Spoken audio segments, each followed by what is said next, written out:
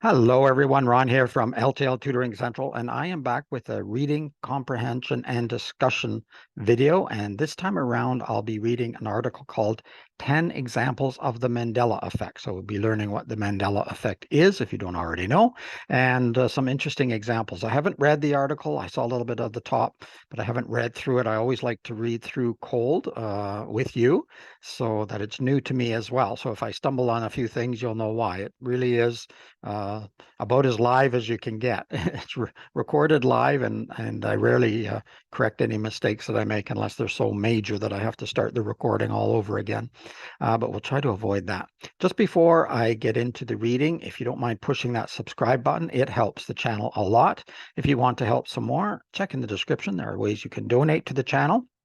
Of course, you can always ask questions or jot down your comments on some of the videos.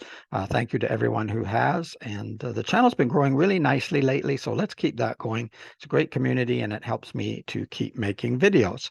Also, you can just like videos, thumbs up, you know.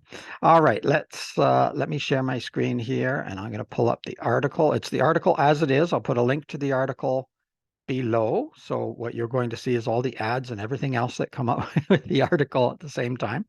And this is just to try to avoid any copyright issues. So because anyone can go to this to see this on their own. 10 examples of the Mandela effect, pocket worthy. And this, did Tom Cruise really dance in his underwear and a pair of Ray-Bans in risky business? If you answered yes, you might be suffering from the Mandela effect. So mental floss, Jake Rosen.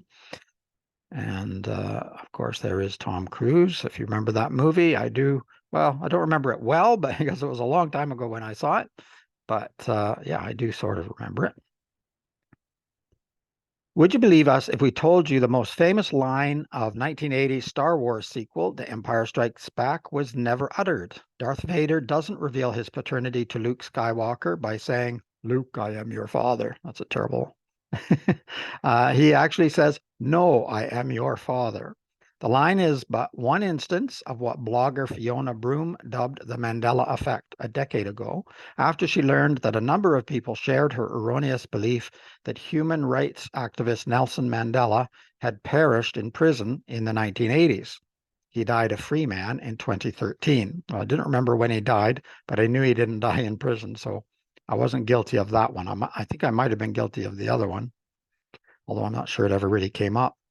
With apologies to conspiracy theorists, the idea of a shared false memory isn't proof of alternate realities. It's simply a product of how our brain works to retrieve information. What we know about false memory is that it arises through the reconstruction process. Gene Brewer, PhD and associate professor in cognitive psychology at Arizona State University, tells Mental Floss. When you recall an event, you use memories around it, taking elements or pieces of other events and fitting them where they make sense. Take a look at 10 of the more prevalent examples of things that people swear are real, but are merely a product of the brain's imperfect recall. Okay, number one, the Monopoly Man's monocle. Here we have several pictures. I can't see. Oh yeah, I can in the third one's hard to see, but you can sort of see. I don't see any monocle there. For decades, Rich Uncle Pennybags, or Mr. Monopoly, has been the de facto mascot for Monopoly, the Parker Brothers, now Hasbro, game that somehow made real estate exciting. Some insist Pennybags completes his top hat and business attire ensemble with a monocle, but that's not true. He never wore one. People appear to be conflating his depiction with that of Mr. Peanut, the Planters mascot who sports a single corrective lens. That's because our brain can easily take subjects with similar traits and blend them together.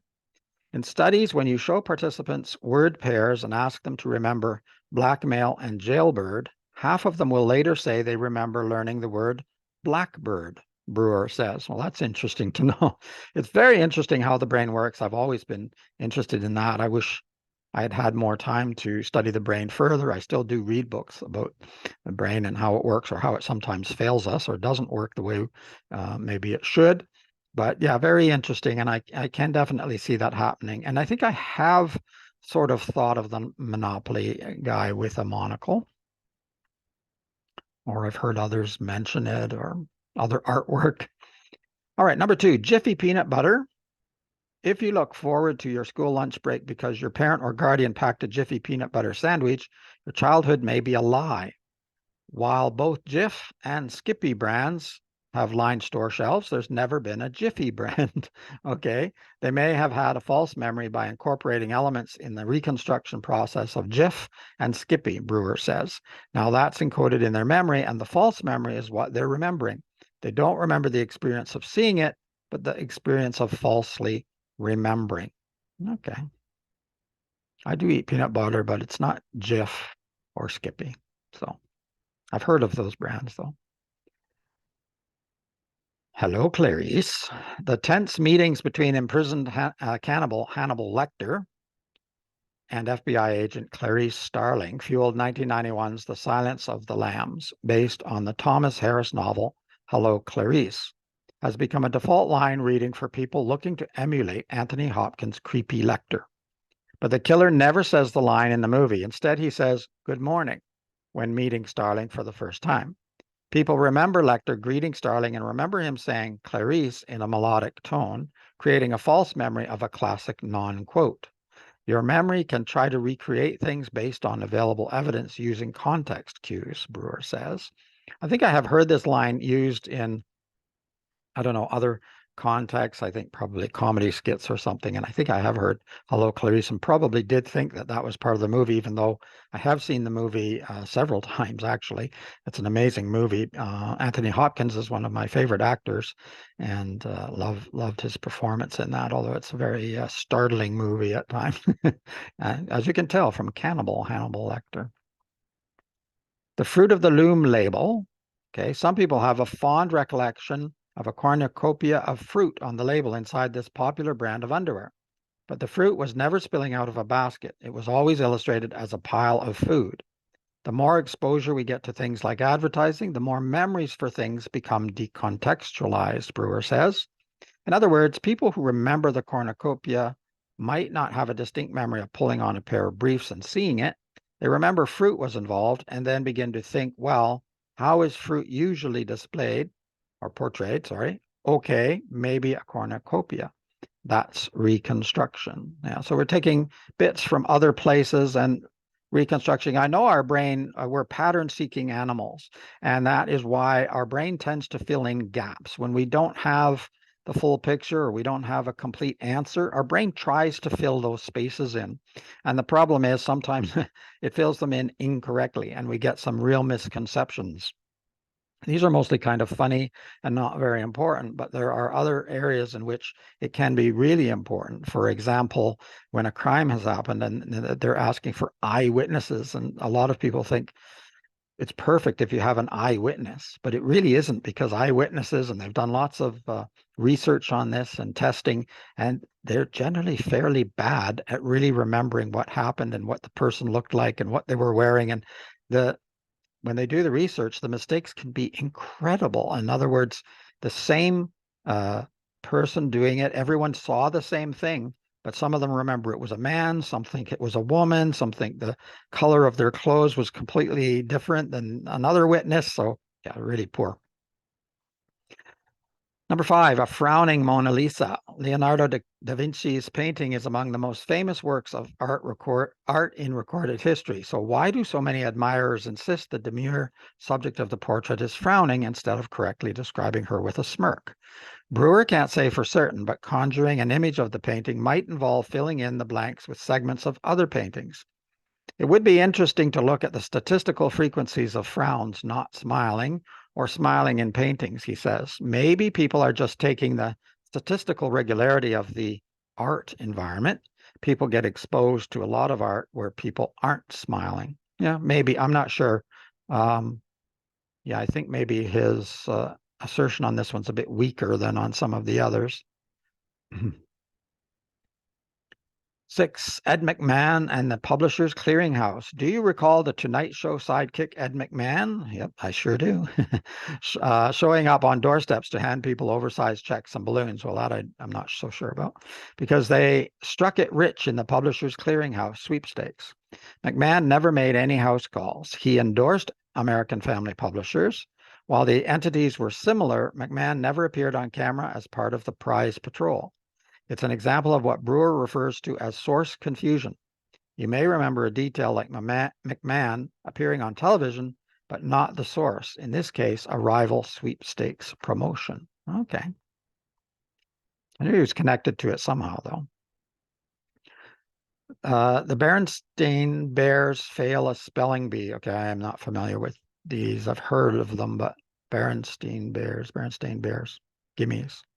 The Berenstain Bears have been imparting life lessons for children in a series of illustrated books since 1962. The bears are even named after their creators, Stan and Jan Berenstain, meaning the name appears at least twice on the book cover. So why do some readers insist it's spelled Berenstein? I always thought it was Berenstein too. So am I pronouncing it wrong, or the spelling, that Berenstein spelling is the way I thought it was pronounced, but it looks like it's Berenstain. It's likely due to the fact kids may have seen the name misspelled in newspaper articles or in handwritten references from other kids or adults. According to Brewer, it's a bit of a self-perpetuating problem. There were studies in the 1980s that showed when students were exposed to misspelled words in an education setting as a way to test their spelling proficiency, the misspelled words got recorded in their memory and interfered with their ability to spell the words correctly in the future. Interesting. C-3PO's golden moment. The Mandela effect is strong in Star Wars fans who sometimes err in quoting the film's dialogue, but also recall protocol droid C-3PO as having a gold-plated chassis. Sorry.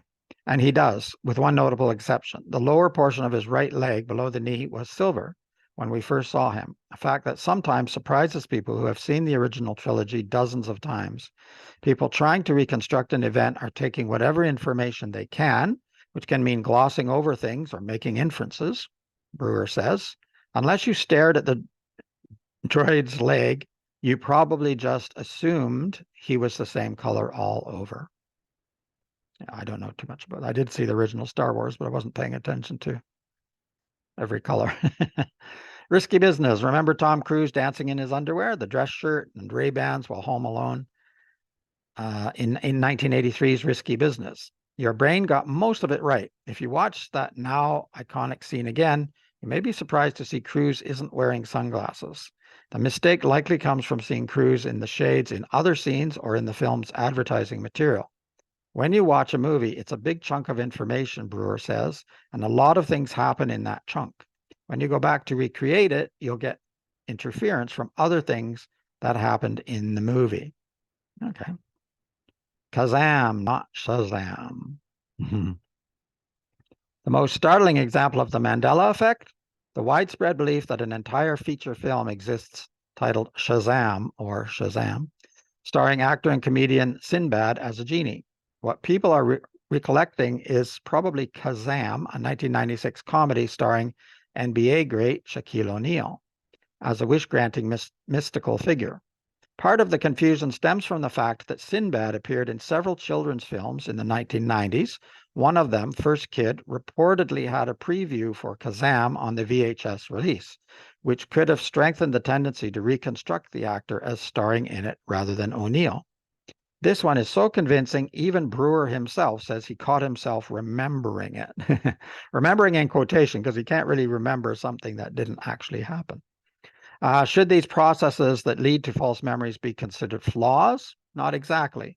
Current theories in psychology are exploring the idea that our ability to cull details from past experiences to create theoretical concepts is actually part of a survival mechanism.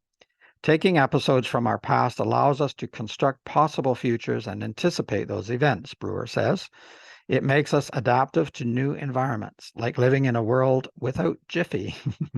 Jake Rosen is a senior staff writer for Mental Floss.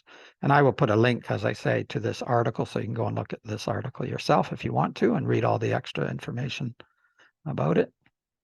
Let me just scroll back up again. So there you go, the Mandela effect.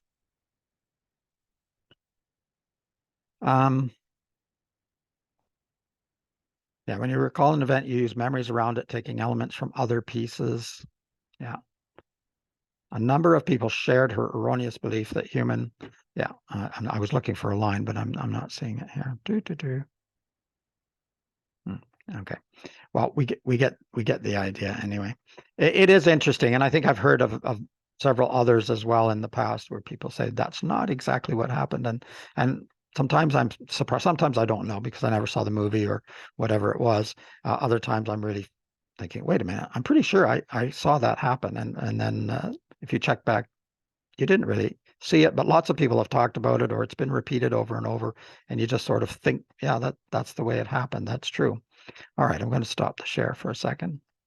Very, very interesting. 10 examples of the Mandela effect, things that a lot of people believe happened that didn't really happen.